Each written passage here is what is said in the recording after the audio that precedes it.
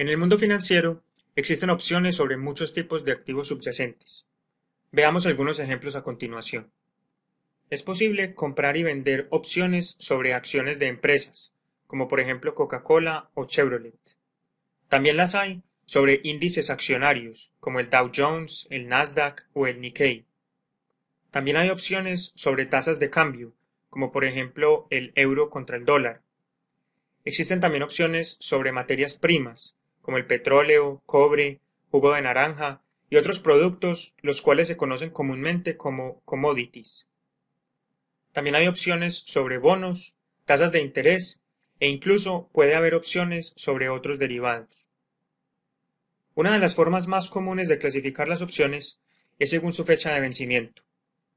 Todas las opciones tienen una fecha de vencimiento, pero algunas opciones solamente permiten ejercer el contrato en momentos específicos de tiempo. Veamos las siguientes definiciones. Opciones europeas son aquellas que solo pueden ejecutarse en la fecha de vencimiento. En el ejemplo de Diana, la opción solamente puede ejecutarse el día en que se cumplen los 6 meses después de la fecha en la que ella compró dicha opción. En este curso introductorio nos vamos a enfocar en opciones europeas. Las opciones americanas se pueden ejecutar en cualquier momento entre la fecha de inicio y la fecha de vencimiento. En otras palabras, el dueño de la opción puede ejecutarla en cualquier momento entre la fecha en que la compró hasta la fecha de vencimiento. En el ejemplo de Pedro, si se tratase de una opción americana, él podría comprar las acciones de BBVA en cualquier momento si las condiciones le son favorables. La mayoría de opciones sobre acciones que se negocian en las bolsas de valores son americanas. En contraste, casi todas las opciones sobre índices accionarios son europeas. Las opciones Bermudas son aquellas que solamente se pueden ejecutar en algunas fechas particulares, entre la fecha de inicio y la fecha de vencimiento. Estas opciones son particularmente útiles para las personas que necesitan asegurar el precio de un activo que solamente está disponible para la compra o venta periódicamente. Por ejemplo, podríamos pensar en una persona que tiene una propiedad alquilada cuyo contrato se renueva cada 3 meses. Esta persona podría estar interesada en una opción de tipo Bermudas que le daría el derecho de venta cada 3 meses. Vamos a ver un ejemplo sobre los diferentes tipos de opciones. Supongamos que tenemos una opción cuya fecha de inicio es el 1 de enero de 2014 y fecha de vencimiento un año después, el 1 de enero de 2015. La opción nos da derecho a comprar 100 acciones de una empresa en particular y el strike price es de $90.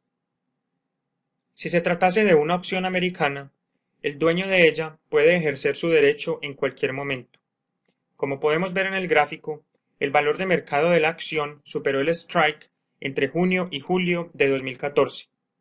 Es lógico pensar que el dueño de la opción decidiera ejercer su derecho a partir de ese momento, ya que le permitiría comprar las acciones a un precio menor que el de mercado.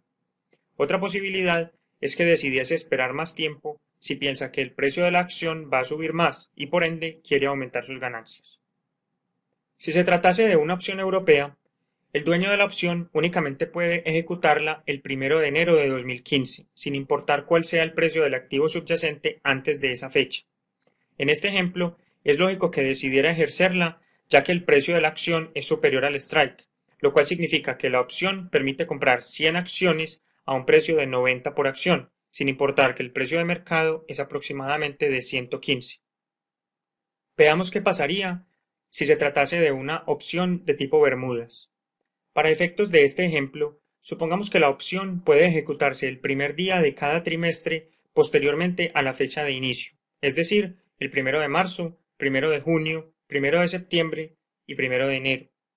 Les dejo como tarea que determinen en cuáles de estas fechas va a haber utilidades y en cuáles va a haber pérdidas en caso de ser ejecutada la opción. El próximo tema es la forma de pago de una opción. Para ilustrar este punto, volvamos al ejemplo de Pedro y la opción sobre la acción de BBVA. Supongamos que ya han pasado 3 meses y el precio de la acción en ese momento es de $11,50. Pedro decide ejercer su derecho de comprar 100 acciones de BBVA a un precio de 10.50 por acción. Existen dos formas de pago. Pedro puede escoger comprar las 100 acciones. En este caso, él pagará $1.050, que se calculan multiplicando el strike price por el número de acciones, y obtendrá a cambio 100 acciones de BBVA. Las acciones tienen un valor de mercado de $1.150, es decir, el spot price por el número de acciones. Por consiguiente, Pedro obtuvo una utilidad de $80, teniendo en cuenta que tuvo que pagar $20 por la prima de la opción. A esta forma de pago se le denomina delivery, ya que se intercambia el dinero y también el activo subyacente.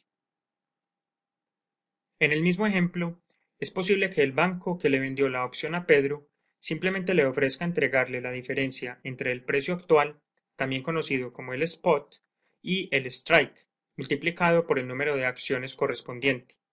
En este caso, el strike es de 10.50 y el spot es de 11.50, o sea que la diferencia es de $1. Multiplicando este dólar por las 100 acciones que estaban especificadas en el contrato, Pedro obtendría $100 de su banco. De nuevo, teniendo en cuenta que tuvo que pagar $20 por la prima, Pedro obtendría una ganancia de $80 neta.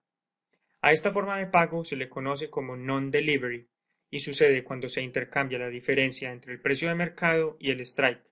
Como pueden ver, en ambos casos se obtiene la misma utilidad. Es posible también poner condiciones adicionales a una opción. Normalmente, el precio de mercado del activo subyacente se compara con el strike y así se determina la ganancia. A este tipo de opciones se les llama plain vanilla. Existen otras opciones en las cuales la ganancia no puede ser determinada de esta manera tan simple, sino que existen otras cláusulas adicionales en el contrato. A estas opciones se les conoce como exóticas. En nuestro curso avanzado de opciones se explicarán los detalles sobre cómo se determina el precio de las principales opciones exóticas. A continuación, les presentamos los principales tipos de estas opciones. Las opciones asiáticas se caracterizan porque en ellas se compara el strike con el valor de mercado promedio en los últimos n periodos. Dependiendo de la fecha de expiración, el promedio puede calcularse basado en el precio de mercado del activo al final de cada mes, cada semana, cada día, etc. Las opciones de barreras se llaman así porque se activan o desactivan si el precio de mercado del activo subyacente toca algún nivel. A estos límites se les llama el knock-in cuando se activa y el knock-out cuando se desactiva. Estas opciones son muy utilizadas debido a que generalmente su costo es menor que el de una opción plain vanilla. También existen unas opciones llamadas look back. El comprador de este tipo de opciones puede escoger que el strike sea el máximo o el mínimo precio de mercado del activo subyacente durante la vida de la opción. Es decir, el strike es flotante en lugar de ser un valor fijo. Estas opciones se utilizan con mucha frecuencia en productos denominados notas estructuradas, que son comprados generalmente por inversionistas institucionales.